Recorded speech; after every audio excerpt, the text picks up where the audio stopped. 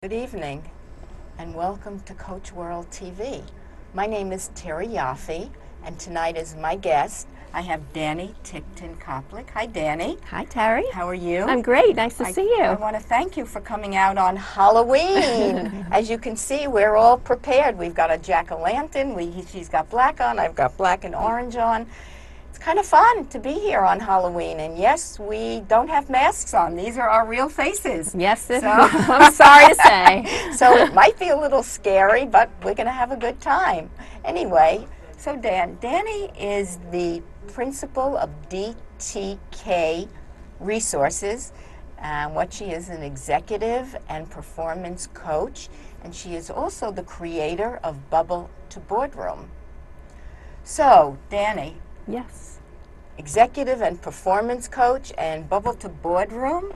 Can you tell us a little bit about how you bridged the gap between the two? Sure. I did start out as a one-on-one coach doing executive and performance coaching, and I loved that. But I also have a very strong entrepreneurial bent, and I am a problem solver. I'm a marketer from way back. I look for the gaps. I look to fill gaps, and it just sort of evolved that I got involved in an entrepreneurial effort, which is Bubble to Boardroom. It came actually it happened very organically because I developed a specialty, a niche in coaching professional and executive women. And when I did that, I started doing some mentoring up at my university of senior women. Okay. And as I did that, I then expanded it into doing a transition class for them at the end of the second semester so that they could transition to the world of work. I was so shocked at the fact that they were so ill prepared for just even the vocabulary of work or understanding how to show up and what skills they needed, that I just said, you know what? I'm going to do this myself, and I created a program called Bubble to Boardroom, and it refers to the bubble of college, leaving the bubble of college and going into the workplace or the boardroom. And it's centered on giving these kids the skills they need not only to get the job, but to succeed and thrive. So when you talk about working with women, were they college women or were they people that were affiliated with the universities that, you know, they were ensconced in this particular academia lifestyle, then moving out into the business world? Is that? It actually was the reverse. I was really working with women in the workplace because there was a horrible problem. Industry was hemorrhaging women in their 30s and 40s at an alarming rate. You know, companies would hire women at parity, 50-50 in their early years, their entry level, and by the time they got up to senior executives, I believe the number was 17%. There were 17% women. So by that time, companies had really invested a tremendous amount in these women, and they had so much institutional knowledge and just, you know, professional knowledge that it was a sin to let them go.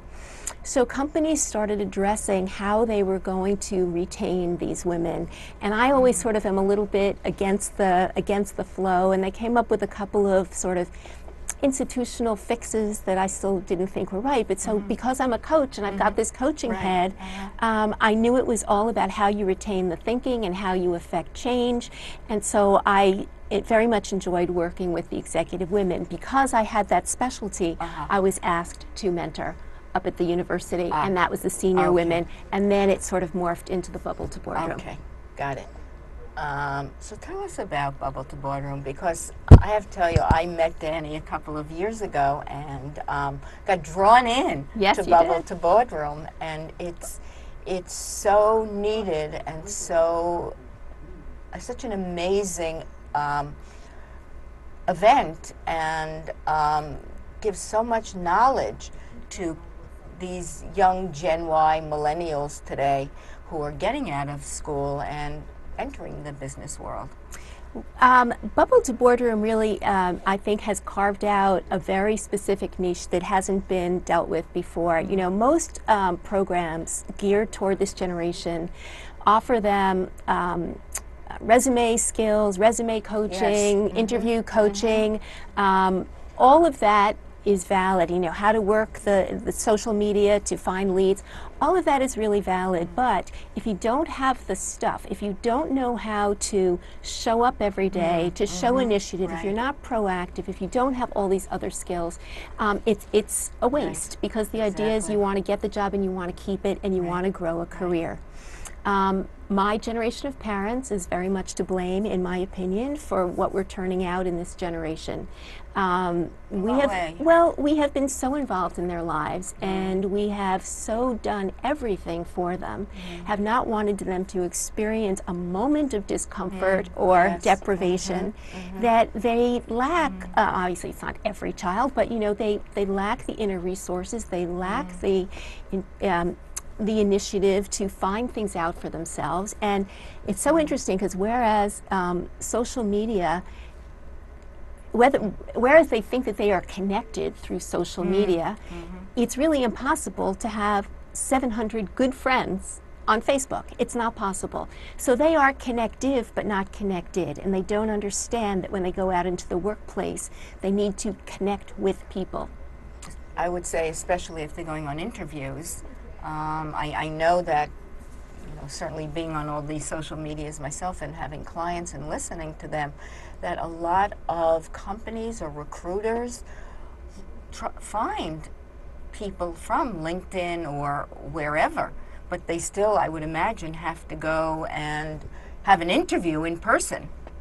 Well, they do, and sometimes they even have to use their initiative to get that interview, because, you know, everybody knows the state we're in, the economic situation we're in. Recruiters and interviewers and HR folks are so inundated with resumes and applications that if you don't find another way to get through, you're going to get tossed in the pile. That's true. And interesting you mentioned the social media. What recruiters are doing, in addition to finding talent through social media, they're also vetting talent through social media. So I always encourage all of my millennial clients and anybody who attends a Bubble to Boardroom that they need to sanitize their Facebook sites, all of their social media, because recruiters and interviewers are looking for reasons to cast you aside, not bring you in. They have plenty of options. They're looking for ways to thin the pile. So it's very important to be very conscientious about one's social media presence. Interesting. So when we talk about Gen Y millennials, we are talking about the 20 to 30-year-olds? Yes. Just to give everyone a frame of reference? Yes. And Bubble to Boardroom really targets rising seniors.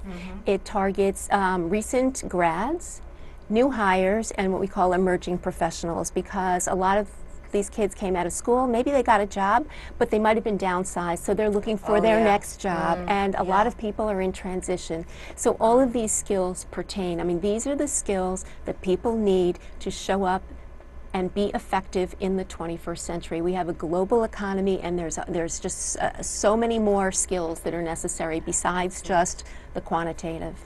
Yeah, absolutely, and you know, certainly I'm sure you see it, I see it, where kids do come out and some get jobs right away and then they get downsized and they are lost. Correct. I cannot tell you how many I know that are lost and don't even go looking for a job because they don't know how to do it. They don't know how, and we as parents take them back in, and it's comfortable for them. You know, this is the first generation, I think, where parents and children have been friends. And parents like it sometimes when their kids come home. I mean, there are all these jokes about get my kid off the couch, but I do think that there are times when parents enjoy it when their kids come home. Well, they may enjoy it, but I don't know for how long they enjoy it, because you know, a lot of kids getting out of college, they're looking for jobs and they can't find any. You know, and they're bright, they want to work, and they're running up against a brick wall. Well, you know, it's interesting because there are, in fact, vacancies. There are industries that are hiring.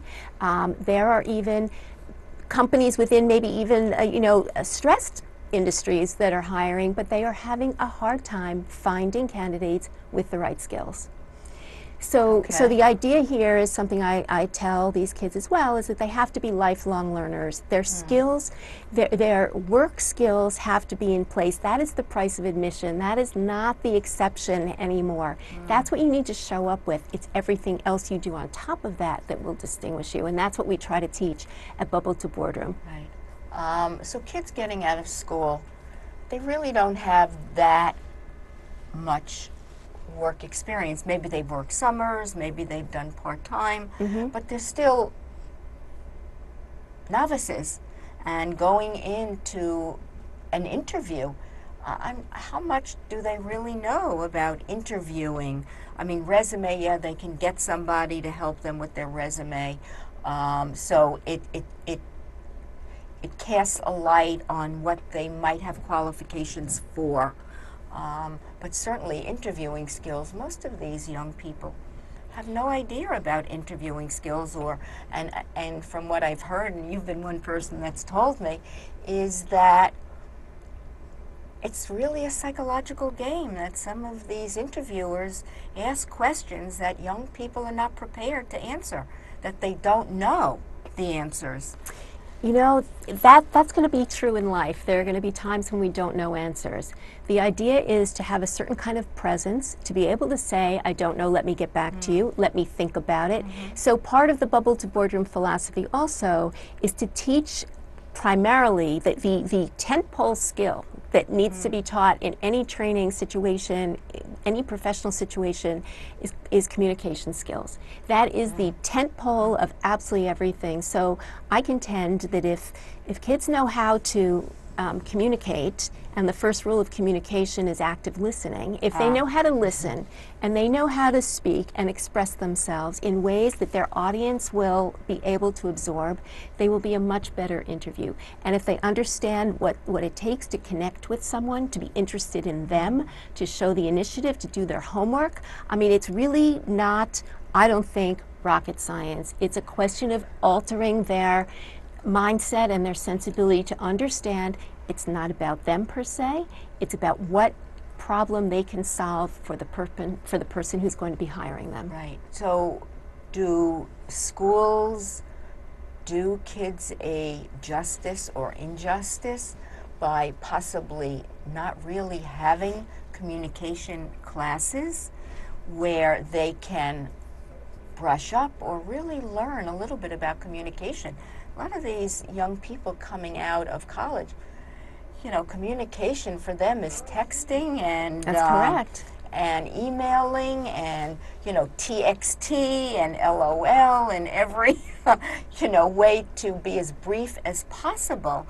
So when you ask them to get before an interviewer, it seems to me, and I certainly don't have the answer, that they're not going to know. You know, you're absolutely right, and it's very interesting that you mention it. I mean, right now I'm dealing with an urgent situation that is happening at the juncture between college and career, and we have the factor that we have that affects all of this is that we have an aging workforce. Baby boomers eventually will retire, and we don't have the sufficient bench strength. The next generation down, Gen X, is too small, and they're sort of almost in the wrong position. They're going to be too old to have enough runway to be invested in for the higher levels of management. So we must depend on this next generation. Right. Communication skills are more important than ever because there's so many, we have such a diverse environment that there have to be cultural sensitivities, and we have to be very conscious of how we communicate. Interesting you should mention that that maybe it should be part of college. Bubble to Boardroom is expanding, and it's going to Nashville in February. So on a trip down to Nashville where I was visiting some schools, I found one interesting solution, which was that the Career Services Office at Lipscomb University in Nashville was making these kinds of skills and this kind of preparation for the workplace part of the curriculum. Okay, that makes sense. Meaning not elective classes, not whole classes, but they carved out time in the regular curriculum. Professors had to set aside time for career services to go in and make their point and really try to drive the point home. Wow, which is interesting. That's so great to know, but that's one university, That's you know. What about others? I know, certainly having been a participant of Bubble to Boardroom for a few years and really loving it and getting to be kind of on the inside looking at what you provide. Certainly it sounds like communication and having people there that really talk about communication and what does it really mean in today's world. I do a presentation on the art of communication, and most people think about communication as opening your mouth and talking, as opposed to really having communication. The art of communication is about persuading and influencing, but very few people know that. And forget about our generation or the Gen X generation, but when you get to the young people, it's like, to them it's, hey dude, or not everyone uses that, but no, close enough. Maybe worse. They may think they're communicating, and once they step off one plateau and move to the next plateau. Well, the interesting thing about people that age, not just this batch of 20-somethings, but generally people that age are in a very self-involved part of their life. Absolutely. So it's very hard for them to focus on the fact that there are things that they need to do looking forward. They are right in the moment, and they don't want to take time out from their social lives to go do something that may benefit them 10 years down the road. So ideally, this stuff starts in the home. It's not so much anymore, and I'm all for earlier intervention, get it into high schools, get it into elementary schools, but as I said, right now, this generation is in crisis, and so I'm trying to just plug that hole right now. But ultimately, as the Bubble to Boardroom footprint gets bigger, I'd love to start to take it, younger and younger and make it part of a bigger initiative. Absolutely, it's really fabulous, and communication is a big part of what I coach around with my clients, to help them figure out how are they communicating, whether in work and interviewing, that they get a leg up and they can be competitive with other people. And just getting back to what you said about this generation as opposed to maybe other generations, the landscape of today's world is so different than when it was, and maybe not needing the kind of skill set that you might have needed when jobs were flourishing and life was different. But today there is such competitiveness out in the world, and the turbulent, ever-changing landscape almost makes it imperative and can't think of the word, eminent for them to know communication. It almost feels like there's no forgiveness out in the universe today for business. Certainly not. Yes, and I don't mean to be a downer. No, but when you use the word universe, you're absolutely correct, because what's happened with globalization and what's happened with the emerging BRIC countries is that all of a sudden there are vast pools of cheap labor entering the market, and they're competing with our kids the same way our kids are competing with each other. So they have to be mindful about this, and they're going to have to take a step back. But to switch back into coaching gear, I know from, let's say, adult learning theory, you cannot make someone learn something they don't want to learn. So they ultimately have to understand that it's in their best interest, and this has to, that's why Bubble to Boardroom right now is a three-pronged effort. It has university outreach, it has corporate onboarding, and it has the public event. But it also has to be happening, it has to happen from the schools, it has to happen from external forces like me, and it has to happen, the parents have to exercise some restraint and understand that their kids are going to have to figure it out for themselves at some point. I always say, as close as I am to my children, you've done your job well as a parent when your children can separate easily. And so many of us are not willing to let our kids separate, and there is no way we can do it for them. Again, going back to my coaching roots, experiential learning is the best. And unless they experience it, they're not going to understand it. So tell us a little bit about what goes into, certainly have time, but what goes into Bubble to Boardroom, about the type of speakers you bring in. So give us a little insight into and that. you know, this can be a commercial too, because I'm Sure, looking I'm for give you, I'm looking for some website also. Good, excellent. I'm looking for some great speakers for Bubble to Boardroom. Is twice a year in New York. It's in January and it's in June. January is right before interview season, and it's right after winter. It's during winter break, and then June, of course, is after graduation. Right. I look for speakers who subscribe to my way of thinking, which is that learning should be experiential. I don't want death by PowerPoint. I don't use it. I don't like it. I figure if kids are looking at that, they're not paying attention to me. And the idea is to be very engaging. I have been so fortunate because I have just had a surplus of great speakers come to me to speak at the event, because they know how critical this issue is and they know how important this moment in time is. So, you know, I look for, I don't like to call them soft skills, I call them critical skills, but people who are expert in networking, business writing, presentation skills, meaning how you present yourself, professional presence, writing, you know, if people don't know how to write, they don't know how to punctuate, they don't know grammar anymore. But it's more relational. I'm really trying to impress upon these kids the need for real human connection.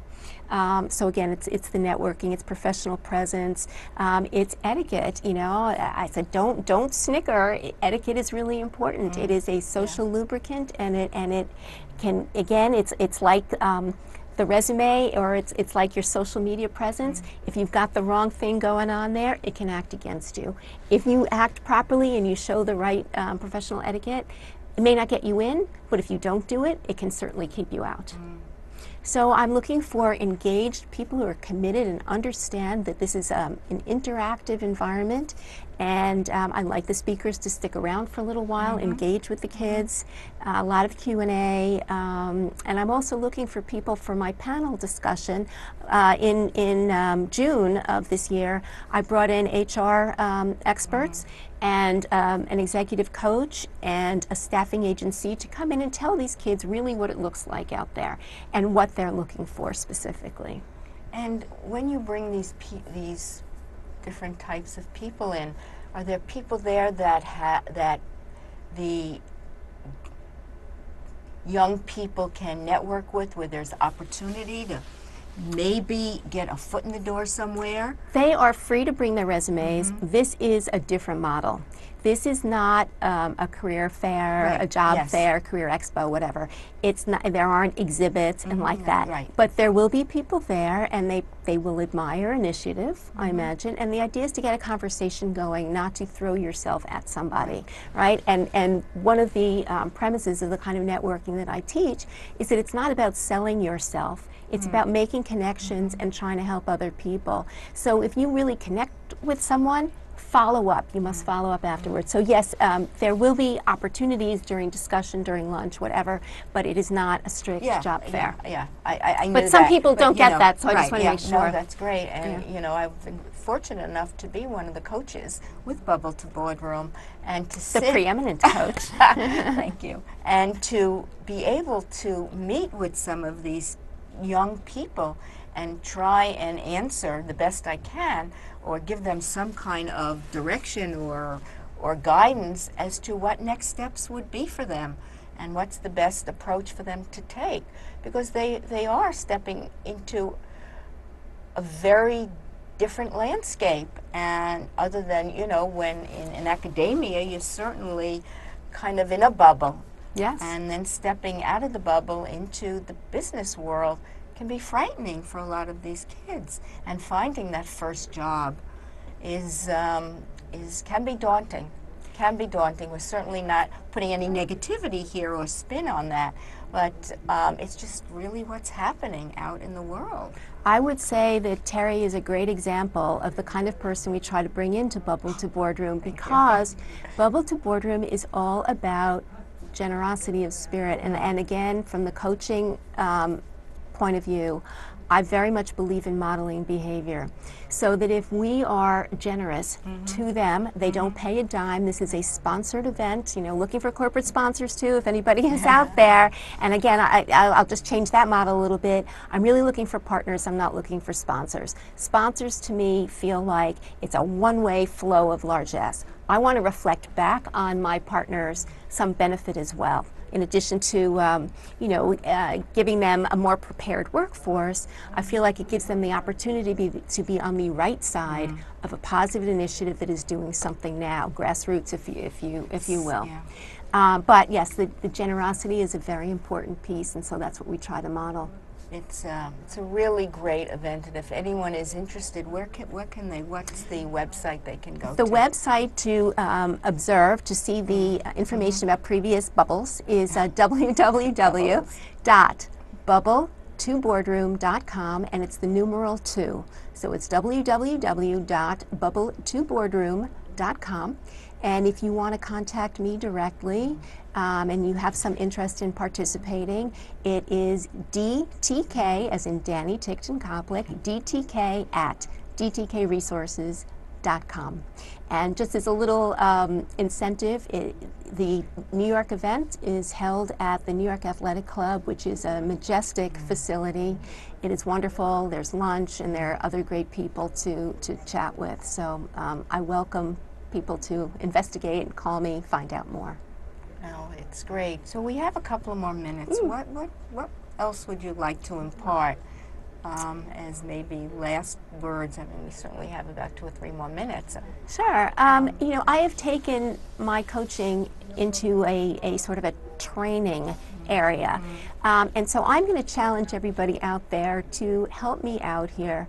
I really despise the word training. It's what's been used, and I don't know that there's a better word, but the reason I despise it is because to me it implies it's like a trained seal or a trained dog. It's providing a round peg for a round hole. It doesn't allow for any creative thought, any innovation, and these are the kinds of things that we're trying to encourage in our workforce now. You know, we've never seen, these are unprecedented times. We need new, creative, innovative solutions, new ways of thinking, real critical thinking skills to move us forward. I'm going to have to cut you here because we're going to be off in a minute. Okay. And I didn't want to kind of cut off without saying thank you so much. My pleasure. For being here and giving us this wonderful information. It's an amazing opportunity. And before we head off, I will just say this is what you get if you come. Terry, this is for you. This is a very green water bottle. Great, thank you. Sure. Take care. Bye, thanks. Take care.